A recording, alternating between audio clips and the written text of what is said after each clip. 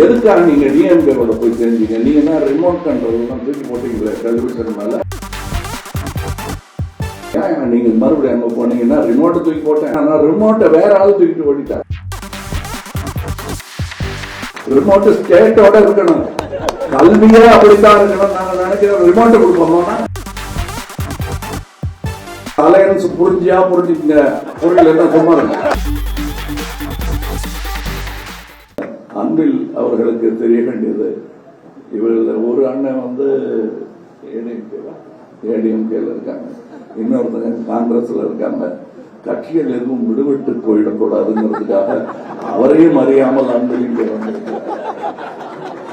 தோழமை கட்சியாக இருப்பதனால் உயிரே உறவே தமிழே என்பதின் அர்த்தம் புரிந்தவர்களாக இருப்பதனால்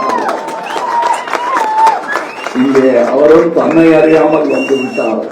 இனியும் வர வேண்டும். நீங்கள் அடிக்கடி கட்சிக்கு அப்பாற்பட்டது அன்பு, அதற்கு அப்பாற்பட்டது தொண்டும் தான். அதனால்தான் நான் முதலில் அரசியல் கட்சி ஆரம்பிக்காமல் முதலில் தொண்டு பழகிக்கொண்டு பிறகு அரசியலில் வந்து மூத்தவர்களிடம் என்னிடம் நீங்கள் அறிவுரை வருவது போல் என்னை விட மூத்த கட்சியிடம் நான் அறிவுரை பெற்றுக் கொண்டு இங்கே கட்சி தொடங்கி இருக்கிறேன். இதுல மாற்று கருத்துக்கள் இருந்தே ஆக வேண்டும். அதன் பெயர் தான் ஜனநாயகம். ஆனால் நாடு என்று வரும் பொழுது நாம் கூடி ஒன்றாக வேண்டும். எதுக்காக நீங்க டிஎம்கேவோட போய் தெரிஞ்சீங்க? நீங்க தான் ரிமோட் கண்ட்ரோல் தூக்கி போட்டீங்களே டெலிவிஷன் மேல. நீங்க மறுபடியும் அங்க போனீங்கன்னா ரிமோட்டை தூக்கி போட்டேன், அதான் சொன்னேன், விமர்சிக்கும் உரிமை ஜனநாயகத்துக்கு உண்டு. அது தூக்கி போட்டேன், ஆனா ரிமோட்டை வேற ஆள் தூக்கிட்டு ஓடிட்டாங்க. ஆகா, அங்க போகக்கூடாதுயா.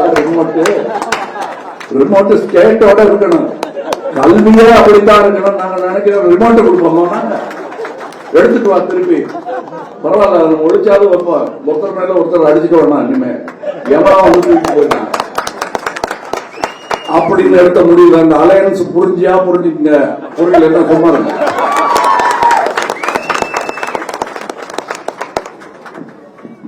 ஜனநாயகம் அப்படின்னு வந்துருச்சுன்னா இந்த தொல்லைகள்லாம் இருந்தே தீரும், புரிந்து கொள்ள. அது வேண்டாம் நினைச்சா மாற்று அரசியல் என்பது பாசிசம், அது எங்களுக்கு வேண்டாம். இந்த அரசியல் செய்தி போதுமானது. மற்றவர்களுக்கு இங்கே நாம் சொன்ன அன்பின் செய்தி போதாது, போதவே போதாது.